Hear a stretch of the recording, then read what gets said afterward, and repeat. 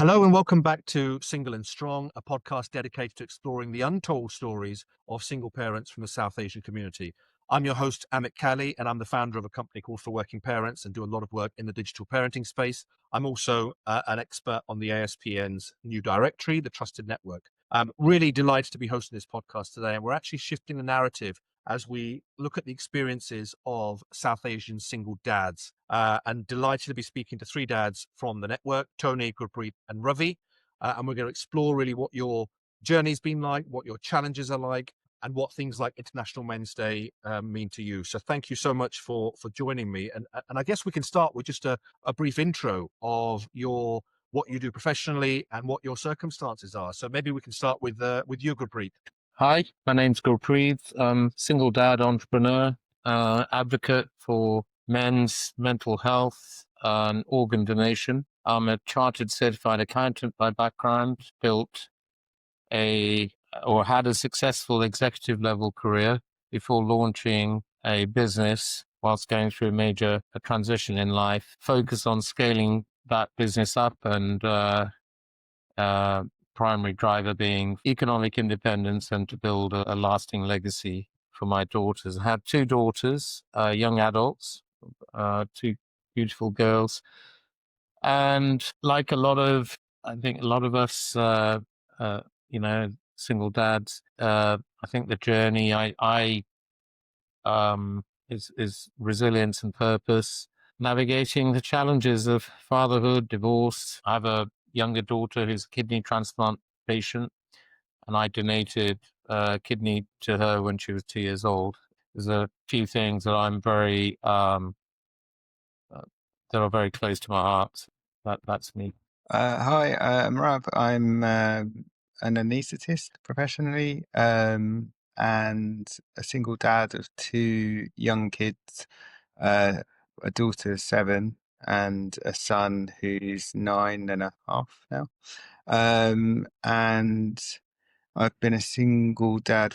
So I have a kind of single dad life half the week where I have to look after them and pick them up, etc. And then I'm a working normal doctor the rest of the week, and I try and condense all my hours in that time. So it's pretty full on, and I've been doing that for about 4 years. Oh God, it'll be 5 years soon. That'll be good. And I've got 10 to go. Yeah, that's my kind of story. Lovely. Thank you. Thank you. And then finally, what about your story, Tony? I worked in telecoms for 40 odd years, BT, Orange, you name it. I kind of worked for them.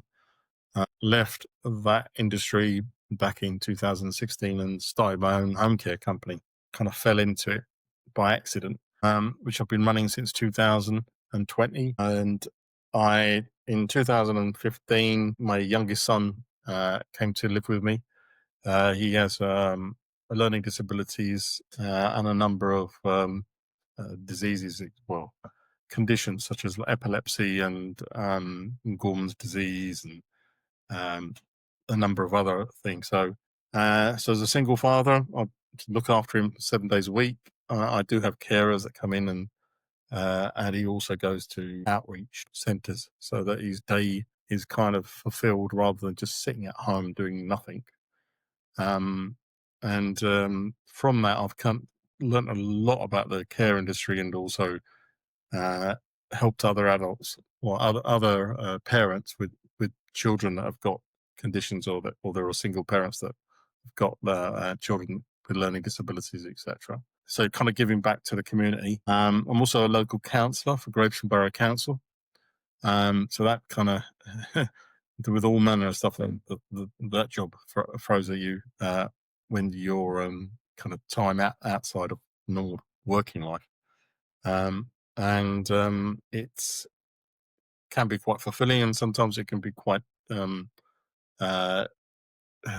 you just banging your head on the wall some days and you think, why am I doing this? But then there's other days when you help out local people in your ward and everything. It's quite fulfilling. So yeah, so a bit of a varied kind of a number of tasks or jobs that I'm doing or juggling at the same time. That's me. Amazing. Thank you. Thank you. Thank you so much, guys, for sharing your stories there, and I'm sure we'll get into your journeys a bit more as we go on. But obviously, we're sort of celebrating International Men's Day, and I just want to ask really what International Men's Day means to you, if anything at all, because there are some people that actually feel that we don't need this kind of day. There are others that are very passionate about it. Ravi, what would you say that International Men's Day means for you personally?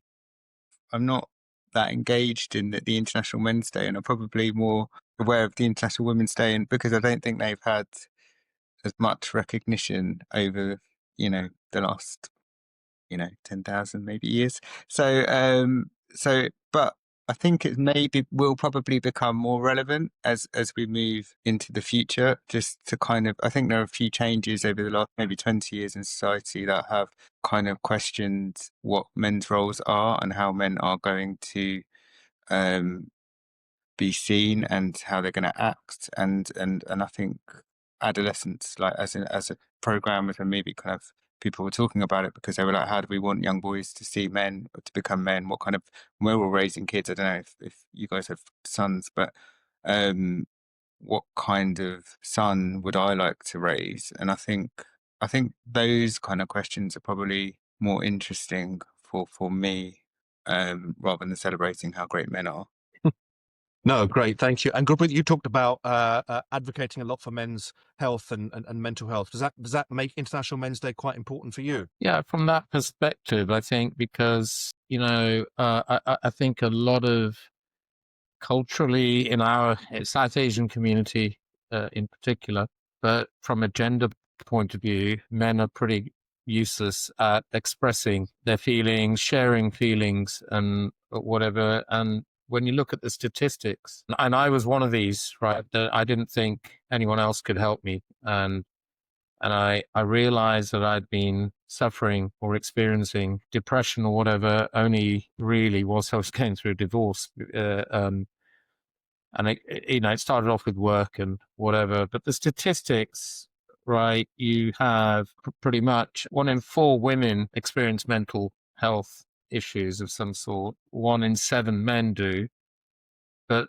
3 out of every 4, so 75% of all suicides are male suicides. And a lot of them are between the up to the age of 50 are mental health related, obviously. So statistics are damning. And I think looking after your mental health is something that's really important because as you know, we're here to talk about International Men's Day, but for me, a huge part of being an adult man has been fatherhood. And, without hogging all the limelight, I chose to take counseling when I was going through the divorce. And it's the best thing I ever did as for myself, because I'd never really put myself first. I've always been the father, a husband, a son, never really a man for myself. But it was really important for my daughters because I needed to be present. And, you have to try and put them in a position where they're not ping pong ball in an adult kind of tragedy, and you don't want your kids to become part of that. So taking counseling was something I always thought only weak people did.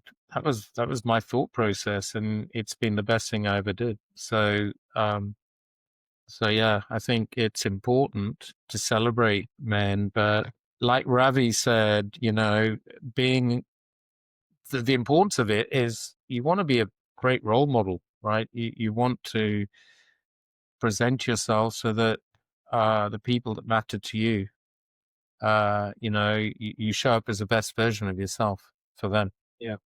Yeah, no, that's great. It actually leads me nicely into what I wanted to talk about next, which is the challenges that single parents from the South Asian community are actually facing. Because I think, whilst there are challenges that lots of single parents face, there might be certain things in our community that are unique to our community, that perhaps other people don't understand. Tony, what would you say have been some of the biggest challenges you faced as a South Asian single parent?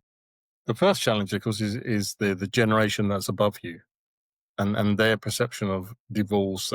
If you think about it, I mean, I married back in 1986, a totally different environment when I got married, in the sense that everybody in my age group was all getting married at the same time. So if you're hitting 22, And if you weren't married, then there was something wrong with you. So, so there was that perception when you go all through that. But then the number of people that were divorced was very small. Very, I mean, like you're single digits, if that in the population. But as the time went through, and I mean, 2007, there was a number of families, in your environment that you lived in the town that you lived in, had their children go through that second generation that was now going through divorces, etc. So it became accepted, because before it would be a stigma, but then it became a bit more accepted. So you had that to live with to begin with, and some people felt sorry for you, and you thought, no, don't feel sorry for me. It's a bit of a trauma to go through it in the first place. But once you've gone through it, there's a bit of relief as well. Because at the end of that marriage, you're kind of either walking around on eggshells, trying to not to upset someone, or, the rule in the house and whatever. But once you've got through it and everything, and the divorce, the settlement, the financial settlement, everything, it then is a bit of a relief that you can now, what am I going to do with myself? Yeah. So there's that. Am I going to be left on the shelf? Or actually, no, I actually like the single life. I don't want the hassle of everything else. And if I can see my kids 2 or 3 times a week, or whatever the setup is that you've got arranged, then that's great. But the pressure, of course, is from the elders that say, no, you got to get married again. And you're going, well, I made the mistake the first time. I don't want to make the second mistake. And I got married again 10 years later, about 7 years later. And it didn't last, because I've been single too long. You see what I mean, right? And you had the single life, and now you're under the same pressure again. And she had been single for a long time as well. So then suddenly to sit under the same roof and etc.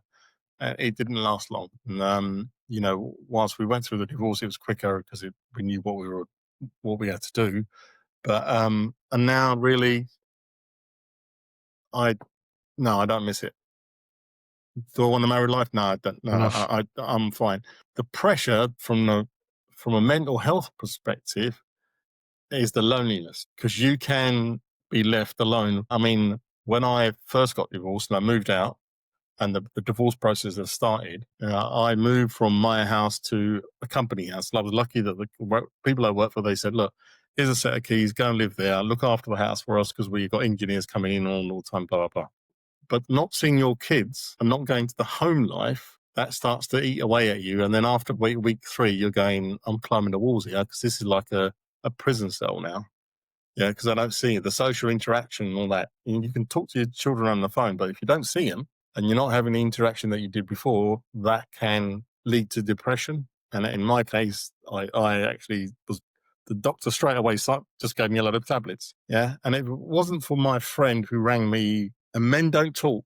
We're talking a pub or another environment, but on the phone, the conversation lasts 20 seconds. I'll see you down there at 7 o'clock. Bang, put the phone down and you move on, right? And he rang and we were on the phone for 45 minutes. After that 45-minute conversation, I flushed the drugs down the loo and went to the gym. Now, I was lucky. How many other people that have got a friend like that could ring you up and go, are you all right? How are you coping? Yeah. And that kind of helped me get over that first hurdle, where you're not seeing the children anymore, and you're not having that family interaction anymore. And that's because I mean, I'd been married 22 years, so I've had that was my life experience. And suddenly, you turn it off. It's hard to deal with. It was hard, So, and I was away from my own family quite far. So it made it doubly harder, really. So I think it is I think the International Men's Day it is worthwhile, and it should emphasize not only that men have to deal with there's a lot of pressure on our shoulders, a lot of things that are left to us to sort out. And where are the people that are going to help you? Where are you going to be signposted to go and seek help if you need it? And that is either a bottle, because you end up, drinking more than or that you start and taking drugs or something that's are going down the wrong track. So I think it's a good idea, and I hope it kind of evolves, over time. Thanks for sharing that. And what about the whole sort of, in your experience, the co-parenting? Because I think a couple of you have mentioned that, divorces can be traumatic, they can be unpleasant, and depending on how things are with your ex-partner, that has a major impact on parenting. Gurpreet, are you in a position where you're effectively co-parenting, do you think? Sure that I would describe it as effective. We've reached a situation, there's really no communication uh, between us other than on issues that directly affect the girls. In my case, there were a lot of emails and stuff that were not very pleasant that I was receiving, so I just chose to ignore them. And I just thought if I don't react or respond anymore, then I'm at least avoiding for myself and my own sort of well-being that conflict. We did, at her request, have a meeting earlier this year to say that, you know, let's try and be courteous in our exchanges. Fundamentally, when it comes to, you know, having communication where, you know, you get WhatsApps or emails where your kids are copied and things are being said or suggested, wasn't very healthy. And I mean, not that I'm a saint, but that wasn't me. That was what was incoming. wasn't very nice. So it's a bit better now. But it's better because we we don't communicate. We and that's for me. It's better. It obviously puts the girls in a, you know, a tricky situation because they need to have a good relationship with both parents. But both of us are parents to those girls, and that's really important to remember. I think when you're going through a separation or whatever, that I think sometimes, and I will hold my hand up, you know, our own sense of whether it's wounded pride or wounded hurt feelings can get in the way of thinking about the people who've had no say in the matter, which is your kids, right? And I kind of used that as much as I could as an anchor for myself to navigate the situation. But yeah, co-parenting, the girls split their time. They're older, right? My daughters are older, so they split their time between. They spend some time with me and some time with their mother, and that kind of works. It works for me now. At first, I found that really difficult because I was so used to having them around all the time, and you know, when you have kids, they kind of become your whole world. When you don't have them, and as a father, you tend to be the one that's given visiting rights. And as Tony said, you know, 2 or 3 times a week, you go from hearing about every little detail that it has happened in their day to dealing with big stuff because you have limited time. And that, I think, was a scary sort of moment for me. I was lucky. My younger daughter said that she wanted to stay with me after the divorce. I got really lucky. So, and that, Right. I have no doubt that helped the process for me, not suddenly being totally alone.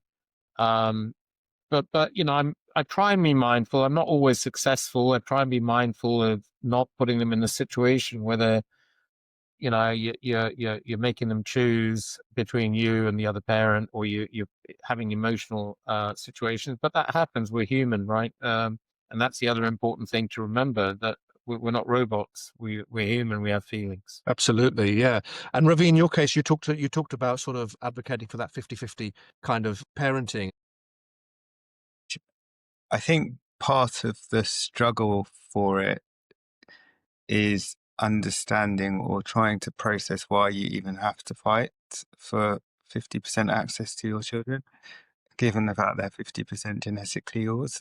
But it's something that culturally probably needs to shift in this country. Having had the 50%, no, I wouldn't say co-parenting has been either good or effective. However, with time, things have slowly got a little bit better, but they're volatile as the whole divorce has been.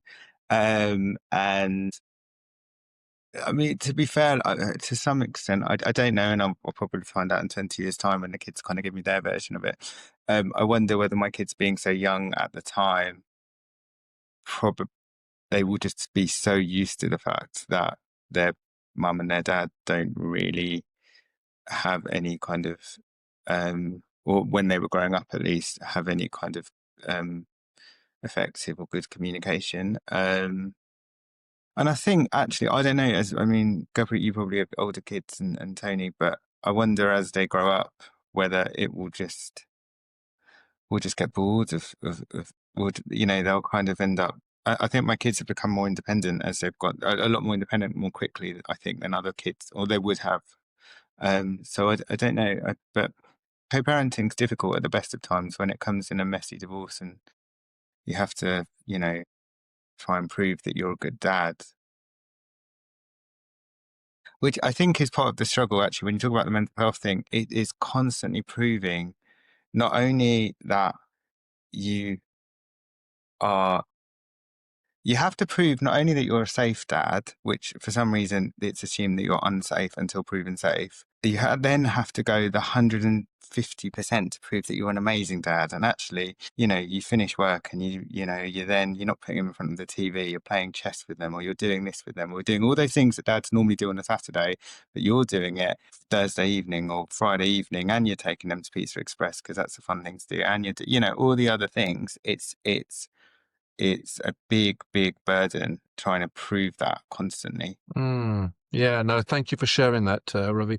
And Tony, you talked about your youngest having, disabilities and other conditions.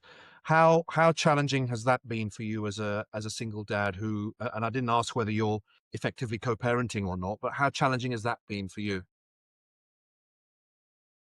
So before the divorce, went to all the hospital appointments and all the health conditions that he had. Where it was a joint effort in that sense. But once we got divorced, and then I was just visiting rights, or coming once a week or once a month, or depending on where I was, because once I became single and my job just then took off as well, I started flying around the world. So then I was having trouble kind of getting into their diary because I'm flying, from India, South Africa, and so on, because I was managing call centers.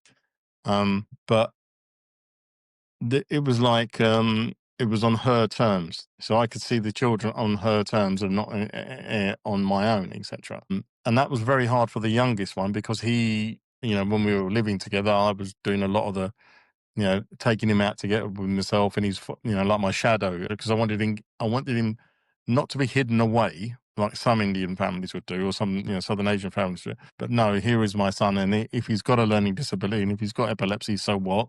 He's still my son, etc. So there was that. So he missed me quite a lot, because he was then just stuffed at home and left on the sofa, and that was it. So that was quite hard to begin with for both of us, because we couldn't see each other, etc. But then when the second divorce went through, and then suddenly, oh yeah, by the way, while I was married to the second one, no contact with the kids. She just cut it off totally. No phone calls, no nothing. It was like, you got married, so I'm going to give you a red card. Right. It's like, what's that got to do you? So I did find somebody else. I've moved on. Why don't you move on? No, it was just the control thing. But once I got divorced and they found out, suddenly it was like, oh, right, it's your turn to look after him now. Over to you, right? Here it is. Here's the package. You look after him. Well, I'm a single person trying to keep a roof over my head and working, and now you're going to give me this. So luckily for me, I had a friend who's got a daughter that similar condition, sat with him. He explained to me what was available from social services and blah, blah, blah. And my own family at the time said, no, don't do it, because you ain't got the support network. We can't help you, etc., etc. But when I did, sat with the social services and they told me this, they could put all this in place, I then went ahead with it, because I had to think about his life, because he was basically sat on a sofa. Yeah, parked. It's like, he became a burden, and that's not the way to treat another human being. That's the way I looked at it, so I took it on board. So it was tough to begin with. I had to do all the medications, I had to do all the appointments and everything else. Yet she still wanted to be involved in that decision making. Well, hold on, you kind of dumped him on me, but you still want that, and that doesn't work for me. One of us takes control, right? Because the pair doesn't work. It just didn't work for me. So, and then the other thing, I'm 200 miles away, so it was easier. I could just turn the phone off. What's she going to do? Boom. Yeah. You're going to jump in the car, come all the way down to Gravesend? Good luck. Yeah. Hey, I might be home, might not be home. and whatever. But it got to that point where I had to do the power of attorney, the deputyship, and everything, because she just stick an oar in it just to stir it a little bit, and the child suffers because he didn't know what he's coming and going. And then now, my children, the older two, now they've taken sides, which is unfortunate. So my sons want to live in with me, but my daughter's living with a mum, and it's broken the family in half. It's literally split it in half. One side won't talk to the other one. That's how far it's gone. Yeah, it Yeah. sounds like in all three cases, if it's okay, if you don't mind me saying, the divorces have been pretty difficult and pretty messy, and it's led to some complicated situations. Ravi, is there an element of, do single parents or do you as a single dad, is there an element of guilt that you feel that you're in this situation, your children are, having to sort of go between mum and dad aren't talking and the communication is kind of broken down? Do you ever carry that guilt with you? Probably say no. I'm only saying that on the grounds that when it happened, there were so many. I was plunged within, a day into this crazy world that no one actually knows about and no one talks about, of, court orders and legal language, and you're like, 1 minute I'm a doctor, or, like looking after the whole of South East London. And, if someone came in and it affected my job and all of us, and I remember the lawyer saying to me something, I was like, I genuinely don't know what that means. Like, what are you talking about? I just want to see my child. Like, I like literally. So I would never have done it the way this happened. And it's funny because I've now spoken to my ex, and I kind of was like, there is, and I don't mean to say this in a bad way, but there is literally no insight into how this has all come out, like the way this has happened. And I kind of think, God, if you just sat down with me, we could have knocked this out in a cup of tea and a couple of $100,000 we would have in our accounts right now. But like, you literally, not that I don't feel, of course, I never would have planned this when I had kids, but I genuinely, of course, I'm going to hold my hand up. I've not, I've probably sent the odd text. You just think, oh God, I'm so fed up. And I'm sure she has as well. Obviously, that's going to happen. But the fact that we're even having to write emails at some points or whatever, you just think, no, if I was going to get divorced and I had kids again, I would be like, right, I would like to get a divorce. I don't want to be with you anymore. We need to sit down, work out who's living where, how we're going to split everything, and where the kids are going to live. That's a sensible way. But I'm ultra logical about it, and I get that other people will process hurt in a different way. Yeah, and everybody has talked about this idea of dads seem to get the short straw by default. It's that kind of case that, in British law it tends to be that children stay with their mothers, and dads have to, as I think a couple of you mentioned, fight for the right. And I remember when I was growing up, there were this campaign group, Fathers for Justice. They should dress up as superheroes and kind of disrupt events and climb buildings to raise that awareness. I mean, Gurpreet, are you still finding that there is, a huge challenge to get kind of that equal parenting that you feel your children deserve? Are you still having to always convince, I think as Ravi mentioned, the courts or whoever it might be, that you're a good enough dad and that your space is safe enough for your children to be in? As I said earlier, I was lucky because the divorce happened when my youngest had just turned 16. So we didn't have to go through the court system. So I really feel for both Ravi and Tony, right? So my daughter's a bit older, but even not going through that, the rest of the process still felt very much weighted against the father.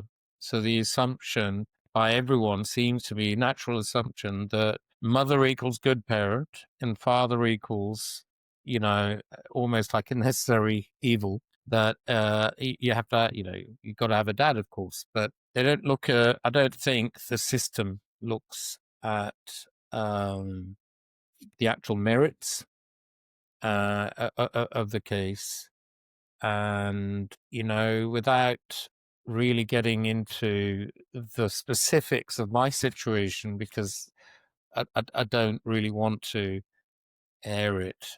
if you looked at what had happened behind the scenes, people may have reached different conclusions. And I think, as has been alluded to by both Ravi and Tony, our community are, rather than the support network, can be a burden, right? Because it's such a shock. People, for instance, even I now describe myself as happily divorced, but in the situation, it was like, whatever you do, we'll do anything. You can do something, but whatever you do, don't break up, don't divorce. There must be something you can do. When you're living in an environment where there's no peace in the house, your kids, of course, are suffering, but you don't see it because they just see two squabbling adults.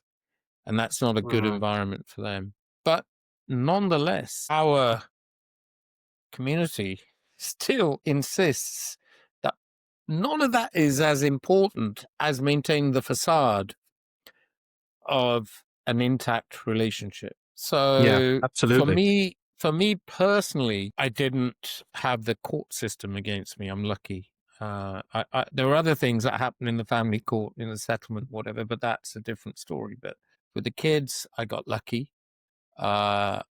Really hugely. I mean, the life changer, game changer for me was my younger daughter saying she was going to stay with me, and the older one had already said that she would split her time or whatever. So there was no, there was, I didn't have that sort of situation to deal with. But emotionally, I think we all have hurt feelings. I just felt that there was all the manipulation, the mind games, everything were being used. And I'm not saying that men don't do that, but I found that a real struggle because I'm in Punjabi, there's an expression of being a straightforward. Just say it as it is. I don't understand. And I don't think men are necessarily wired and programmed to say one thing and mean something else. I think you kind of, if you're going to say something, you say it because you mean it. And I found that a real struggle to decode, to decode the language. Sure. A real struggle. So. And so actually, so as Tony was saying, he got married in the 80s, and there was, culturally getting divorced in those days was really, frowned upon in our culture. I know people that have been married 40, 50 years and, probably in very unhealthy and unhappy marriages, but there was never, ever an option to get divorced. I want to ask a flip question about today's generation. And I've heard people say this actually, that now perhaps we're a bit too quick to give up, and we're a bit too quick to say things aren't working out, and let's call it a day. And you see these marriages that last 6 months, and has culture changed has our culture, the South Asian community, have we changed for the better? Or do you think, Ravi, and I'm coming to you just because I think you're probably the youngest and your children are the youngest, have we made it almost too easy to walk out of something? Or is it actually healthier for us to walk out when we feel that we're just not happy in a relationship? Why should we do what our parents and our aunts and uncles and our grandparents did and stay in unhappy marriages?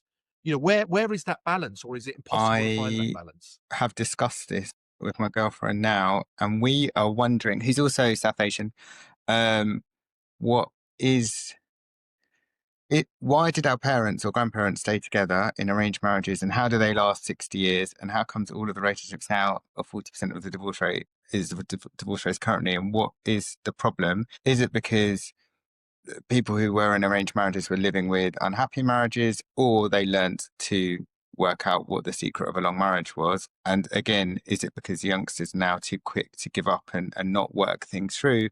And I think maybe it might be a cultural swing from having long arranged marriages where divorce was taboo to maybe over the 20 or 30 or 40 years where divorce has become more common and therefore more accepted. And maybe marriages are lost. I don't know the statistic of this, but maybe marriages are a bit shorter.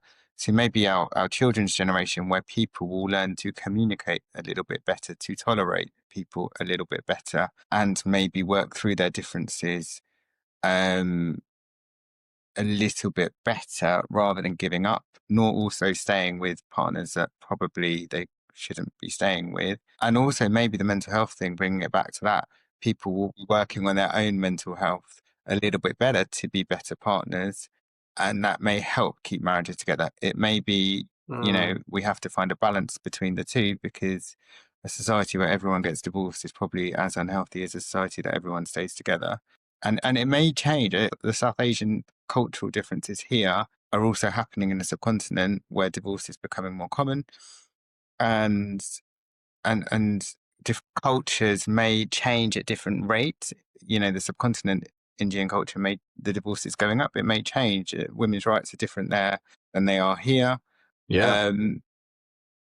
There may not be a right answer, but I would hope, if my children decide to get married, and they may not, having watched us do, that I would encourage them to, with their whatever partner they choose, to be open and talk about issues proactively rather than sit in an unhappy relationship. Great. No, thank you. And Tony, what would you say in terms of the South Asian community now? What perceptions would you want to change about being a single dad? Because we often talk, and we've talked about it in this podcast as well. We talk about single mums, and that's kind of the norm. When couples divorce, single mums are the kind of norm. What perceptions do you want us in the South Asian community to change about actually being a single dad, and what it means to be a single dad, and how good you can be as a single dad? How do you want to change that in the South Asian community? So so when my son came to live with me, and I I took him to the pub with me, right, for example, and my friends are all sitting around now, and one of them turns around and says, "I couldn't do what you're doing," right? And I said, "Why is that?" He said, "The responsibility." And I said to him, "Who else is going to look after him if I can't look after him?" Yeah. And he just like looked at me and thought, "Yeah, well done." And now I get pats on the back. Every one of my friends that, and even acquaintances, they say, "Look, well done. You're doing a fantastic job." Even my, I would say my enemy has once said to me, right, "You're doing a great job with your son." And we might not talk to each other about, well, we disagree with a number of subjects, right? But he turned around and he said, "One thing I admire about you is that you look after your son." So the community is actually coming around to the fact that you can be single father and look after your kids. Yeah. Whereas our previous generation, or the generation, they would say, "No, hey, you got to go and get married again. And your kids will, they either live with their mother and that's it, etc." Yeah. And the other thing was that when I got married the second time round, the parents were quite a distance to the children, because I had stepchildren. I had two stepchildren, right? And I noticed that the way they reacted to these two children, like they were kind of aliens. And I thought, well, hold on, I married their mother, so I've accepted the children, right? So that was a big thing, learning curve for me. It was like how my family reacted to these two children, because at the time I couldn't see my own children. So my father was going, "Why are you looking after them lot when you should be looking after your own?" And it was a bit of a kind of an eye opener on how your relationships, the intricacy of the family and how it all works, etc. And that was like a kind of a backward thinking from being born here and grown and educated and everything in this country, to then have your parents say, "Well, you're looking after someone else's kids." And then her, my second wife's uh, family turn, "Wow, you're an amazing guy to take on the children as well." But I didn't see it as a challenge, or as a, but it was the perception of the community, the family and the community, that I was Sure. taking somebody else's kids on. But As at though the end of the day, that's a bad thing, as though that's a negative, yeah, right? exactly. Yeah. I didn't see it. Maybe I'm different from everybody else, but I didn't see it that way. And those children, she had been through a very abusive marriage, etc. And she got divorced, and they were young. So the son was only 5 and the daughter was 3. So they didn't remember their father that well. But the son had anger management issues because he saw his mum being beaten up, which was a really, and then I come along and I'm a totally the opposite kind of a person, right? So they kind of really got really, I mean, my stepdaughter, we'd been living under the roof for about a month, and she said, Can I ask you something?" I said, "Yeah, sure. What was it?" "Can I call you Dad?" And my response was, well, I've been called worse. So call me whatever you like, you know. So and that, and yet for her family and my family, it was quite an experience, a new experience, and some took it okay, and others just, you know, they couldn't. They were like, you've neglected your own children. You're taking on board someone else's children. I didn't see it. I didn't see it that way. I didn't see that. So things have moved on. It's now a lot better. I mean, I'm involved in a football club, local in Gravesend, and I used to coach children. And as the years from '92 and then going up to 2000 and say 17, 18, there were more single parents at the sidelines. Yeah. Than when I first started. Football for boys, it was the only thing that they had where they found some comfort and some joy. And one mother that came to a review that we did, she said, if it wasn't for you guys, my son has got nothing. He's got nobody. He's got, you know, because his dad lived in Coventry, she was in Gravesend, you know, etc. So it was like football was the thing that kind of opened him up because he was still in trauma for the divorce and everything. Right. So Yeah. I mean, it's quite, you know. I mean, the football club did a wonderful thing, and it still does to this day, because it lets every kid play. It doesn't matter what background you got, etc. But that was quite an eye opener. The more and more single parents on the sidelines. yeah, Yeah. and just going back to what you're saying there, the judgment is huge. I want to just talk about what sort of, you know, life after divorce and new relationships. Ravi, you mentioned there that how has that relationship for you changed? Has it altered the dynamics in your relationship with your children by bringing somebody new into the family? We're kind of learning as we go along, and you know, we've been away on holiday together, and uh, we're slowly, you know, now they're kind of asking, you know, when's she coming? Not she, but I won't say her name. But yeah, when is she coming today? Is she coming tonight? Or, you know, is she coming on holiday? Or can we do this weekend with her? And I'm like, yeah, no, she is, but she's also got her own life and you know, her own work and stuff. So it is nice. But I mean, there are challenges and it is hard, and we are kind of bumbling along through it. But it's funny you said that, actually, Tony, because actually I had that similar experience as soon as it happened, within weeks. And, you know, you have an old uncle from India going, okay, I will find you another wife. I'm just thinking, like, no, uh, no, you won't find my first one. I'm not going to find me a second one. But the assumption is you will not be seeing your kids. Yeah. Your aim is to get married again and try this again. Which is somehow how I bumbled along and done it myself. But yeah, but to that point, actually, it's important because you know, I think it's a South Asian thing, but I think it's a Yeah. cultural thing as a dad, is somehow you're expected just to forget your kids and you are there to go and find someone else, and the mum takes on the childcare responsibilities. And I think the more we challenge that, as I think we need to challenge that as men on a women's rights issues. Women cannot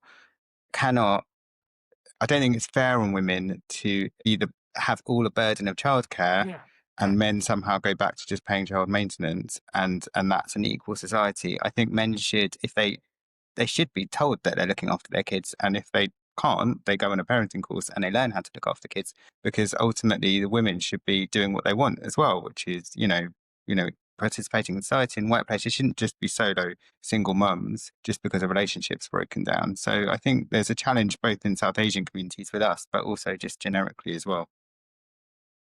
Yeah, and Tony, you've obviously talked about your second relationship. Gurpreet, did you or have you found a new partner, and has that changed the dynamics in your relationship with your children?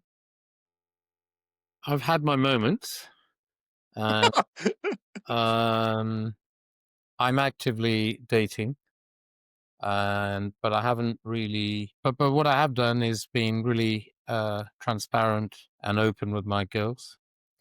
And what I've said to them was that if I met someone that I wanted to get into a long-term relationship with, that would be the person I'd introduce to them. I didn't need them to meet everyone I met for a coffee or whatever. It wouldn't be good for them or whatever. And they're quite happy with that. And again, you know, feeling incredibly blessed. My daughters have both said to me that we just want you to be happy. And I think, if you hear those words from your kids, then it's like being supercharged, isn't it? You can do anything. Well, yeah, no, that is lovely. Just as that's been a great conversation. Just as we begin to sort of wrap up, what to the single dads that are listening to this, to the single Asian dads that are listening to this, who are probably dealing with all the challenges that you've talked about, and some might be going through divorces now, and those divorces might not be very pleasant and traumatic. If you could give one piece of advice based on your own life experience, and your own experience of divorce, and your own experience of being a kind of single dad, to anybody listening, if you could give them one nugget, one piece of advice about how to, navigate the situation and how to get through it, what would that advice be? And, I know you haven't had time to think about that question, but if it's okay, Tony, I'll come to you first. What's one bit of advice you'd give to any single dad navigating a divorce listening now? Don't give up. Don't give up. It's a long journey. It's a marathon, not a sprint. All right. And like in Ravi's situation, he's got young children and etc. It's a long path. All right. And when I divorced, my youngest was 13. Right. And now he's living with me. So it's a long journey, and just keep at it. Don't give up. Thank you. No, that's great motivation. And Gurpreet, in your case, to any single dad listening here, what would you say to them? I would say it's not the end of the world. Live life, don't just exist, and learn to put yourself first. Because if you can't show yourself love, how on earth do you expect anyone else to love you the same way that you want to be loved? That is powerful. Yeah, no, thank you.